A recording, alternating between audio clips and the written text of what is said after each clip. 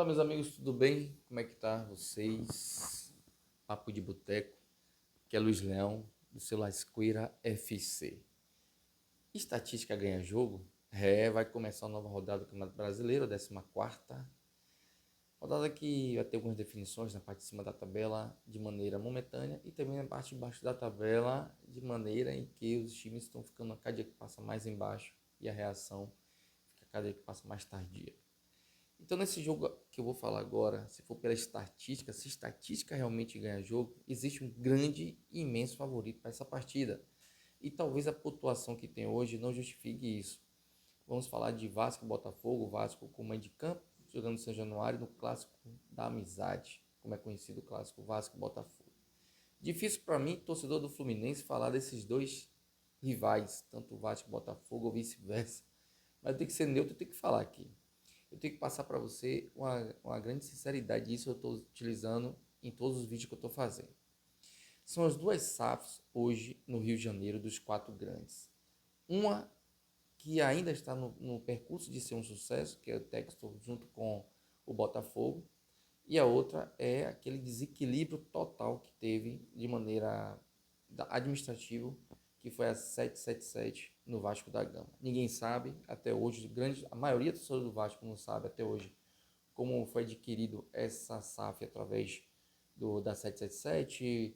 Amigos meus que são vascaínos repudiam essa SAF, dizem que, enfim, é coisa que de Vasco que só o vascaíno só pode explicar melhor como está sendo conduzido ou como deixou de ser conduzida essa SAF. Pedrinho foi eleito presidente, não tem poder de nada, já mudou, já suspendeu a SAF. Recentemente ele falou que a SAF é falida, nunca botou dinheiro no Vasco e em contrapartida os jogadores estão em nome da 777. Assim, realmente uma bagunça. E quem sofre com isso são os vascaínos, que fica com um time sem rumo, sem direção e especulando aí do retorno por empréstimo de Felipe Coutinho. Será que Felipe Coutinho vai ajudar o Vasco a melhorar a parte externa do clube? Talvez se preocupasse mais com a parte externa para depois vislumbrar a parte interna, que seria o campo, que seria o ideal para a solução do Vasco. Ou rompe de vez com a 777 e tenta um novo tipo de administração. Já foi citado por diversas vezes o nome da Crefisa, a Leila Pereira, que supostamente teria interesse ou não. Todo mundo já sabe que o avião está passando. Aí, Francisco, avião passando, a gente não para. Enfim, então ninguém sabe se foi realmente o interesse da Leila Pereira, da Crefisa, em pegar a SAF do Vasco, então se for uma jogada de marketing também. Assim, são coisas que ninguém sabe. Ou foi o próprio esse burburinho que cria-se dentro do Vasco para dizer que o Vasco ainda tem esse poder de se transformar SAF, se valorizar como SAF, tendo a Crefisa se teve ou não interesse em adquirir o Vasco. Mas a ideia foi interessante, foi um burburinho, foi uma poeira, e vascaínos acharam interessante uma possível ida da Leila Pereira para o Vasco, e outros acharam que falou a verdade, que ter sido uma jogada de mestre. Do lado do Botafogo, cara, vamos lá. O Botafogo é terceiro colocado do futebol brasileiro, certo? Ele pode se tornar líder isolado nessa rodada, desde que Flamengo e Bahia não vençam a sua partida. Então o Botafogo pode retornar à liderança. Venceu o último jogo contra o difícil Bragantino, que é uma partida muito difícil mesmo, mesmo jogando em casa. E aí vai pegar o Vasco no São Januário. Os números do Vasco jogando como mandante em cima do Botafogo é absurdo.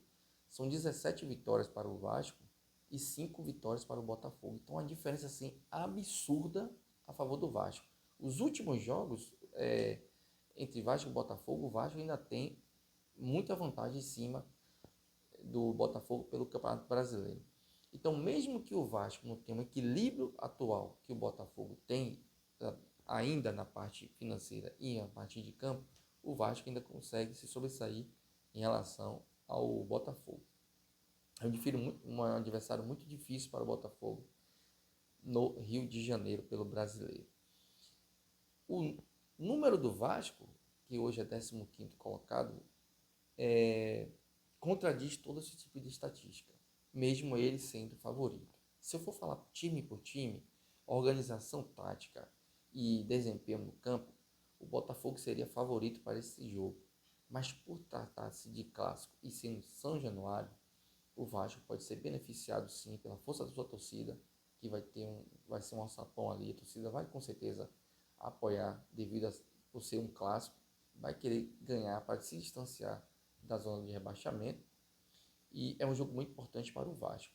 Esse jogo, na verdade, a tônica desse jogo é ser muito mais importante para o Vasco do que o próprio Botafogo, porque ele está jogando em São Januário, joga com o apoio de sua torcida e está em busca de sair cada dia que passa da zona de rebaixamento.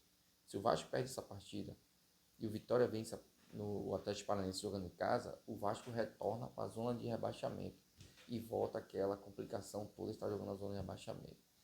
Então é o seguinte, é um jogo dificílimo, é clássico, estatística em clássico às vezes impera a depender do momento do time que está. Nesse atual momento, o Botafogo é um pouco superior ao Vasco em todos os aspectos, dentro e fora de campo. É um time mais equilibrado que o Vasco, fora de campo, da parte administrativa. É o time mais equilibrado que o Vasco, dentro de campo, mesmo que o Vasco dê uma melhorada. O Vasco dá 4-1 no São Paulo, fez apresentou um bom futebol, teve mudança no seu elenco, colocou mais jogadores jovens para jogar, trabalhou um pouco mais a base, fez uma mudança no time taticamente e conseguiu uma ótima vitória contra o São Paulo, dando 4-1.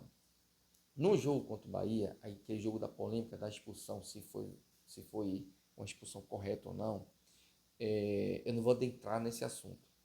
Mas enquanto estava 11-11, o jogo poderia ter sido caminhado para o empate. Porque o primeiro tempo o Bahia faz 1-0, teve chance de fazer 2, 3, 4, mesmo dando 1-0. E quando o Vasco empata o jogo no primeiro tempo, o Bahia sente aquele gol e dá uma recuada. Mas não é recuada que o Vasco pressionou, não. Sentiu, se abateu naquele gol. E aí tentou encontrar uma maneira de quebrar o bloqueio defensivo que o Vasco montou, principalmente no meio de campo. O Vasco melhorou no meio de campo contra o Bahia durante a partida. E no segundo tempo ele volta um pouco melhor que o Bahia. Volta mais uma vez com domínio no meio de campo. E o Rogério Ceni tentando organizar o time para sair do meio de campo da marcação do Vasco. O que aconteceu nesse lance? David já tinha um cartão amarelo e aí comete aquela falta. O braço não foi no rosto de Gilberto. O braço foi abaixo do pescoço. E o jogador, na câmera lenta, a gente aparentemente percebe que é um lance comum em partida de futebol. Há o choque normal, natural que tem. Mas o lance normal do jogo, existe uma força do braço vindo no peito de David e no peito de Gilberto. Que o próprio Gilberto bate o rosto no ombro do seu companheiro de time. A interpretação do juiz foi que David tentou agredir Gilberto. Sendo que aí a questão é do VAR. O VAR se chama para consertar, repare bem, se o VAR chama para consertar o juiz em relação a revisar o cartão vermelho, ele iria dar um amarelo. E David já tinha um amarelo. Geralmente, quando o juiz tira o cartão vermelho, ele aplica o cartão amarelo. Provavelmente poderia ter acontecido isso. E assim, em relação à arbitragem, a gente sabe que os árbitros do Brasil, a Comissão de Arbitragem Brasileira e agora o VAR, infelizmente não há uma preparação profissional para isso. Isso é um erro dos clubes da Série A e da Série B que não investem numa profissionalização dos árbitros de futebol. Porque se você profissionaliza os árbitros de futebol de maneira certa, tanto que para atuar na primeira, na segunda, pode pegar para a terceira divisão, erros clássicos como esse, ou não de interpretação, seriam evitados. É complicado eu dizer que o David foi expulso injustamente, ou foi expulso justamente. No calor do campo ali, na hora, o juiz tem uma visão, uma percepção que o David tentou agredir o jogador do Bahia, Gilberto. Eu fico na dúvida se tivesse 11-11, se o Bahia conseguiria vencer a partida. Porque achei que o jogo ali estava equilibrado. Mesmo o Bahia sendo mais tímido que o Vasco hoje. Hoje o Bahia joga o melhor futebol do Campeonato Brasileiro, isso não discuto. O Bahia poderia ganhar no 11 contra 11? Claro que poderia ganhar. Existe mais peça de reposição na mudança tática durante o jogo do que o próprio Vasco. O Vasco poderia ganhar aquele jogo também no contra-ataque, como aconteceu o primeiro gol? Também poderia. O jogo é futebol, gente. Não existe uma ciência exata para o futebol. Mas a ciência exata do futebol diz que o Bahia poderia ganhar aquele jogo contra o Vasco por ser melhor time e venceu. E esse duelo entre Vasco e Botafogo, pode acontecer isso. O Botafogo é mais time do que o Vasco, tem um elenco melhor do que o Vasco, é um time mais montado do que o Vasco, um trabalho mais adiantado do que o Vasco, esse Vasco atual que está aí, e chegar no São Januário e vencer a partida. Como também o Vasco pode prevalecer o seu meio de campo e conseguir, com a força da torcida, vencer a partida como fez com o São Paulo. Esse São Paulo que o Vasco deu 4-1 era superior ao Vasco, mas vinha de resultados negativos. E o Vasco aproveitou isso. O Vasco ainda saiu perdendo a partida. Então é um jogo indefinido. Não existe para mim favorito, nem Vasco, nem Botafogo. Mesmo o Vasco no São Januário.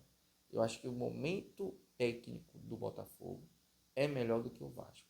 Então, meus amigos, Fabão, Ney, Ednei, Marlon, que eu conheço que são todos vascaínos, vai ter que jogar junto com sua torcida. Eider, meu ex-gerente Eider, vai ter que jogar com os vascaínos para vencer essa partida. A sinergia tem que ser positiva. E meu amigo Leonel, de apelido Gugu, que é o único botafoguense que eu conheço, também vai ter que ir com a torcida do seu Botafogo para vencer essa partida. É um jogo muito difícil para ambos os lados. O Botafogo tende a ter o melhor futebol do que o Vasco, pode apresentar o melhor futebol e se aproveitar do momento do Vasco e vencer a partida. Mas o Vasco, São Januário, sempre é difícil de ser batido, mesmo que tomou 5-0 do Criciúma, que é um resultado anormal, mas por se tratar de um jogo comum, você toma 5-0, que é um Vasco e Criciúma. Mas por se tratar de um clássico, vai envolver muitas coisas aí, principalmente o apoio da torcida vascaína, que vai chegar em massa para ajudar o time. Então é isso aí, Vasco e Botafogo, São Januário. Se a estatística ganhar esse jogo já ganho para o Vasco. São 17 jogos, vitória do Vasco como mandante, contra 5 do Botafogo. Se a estatística ganhar jogo, já sabe, né? Saudações, até o próximo vídeo.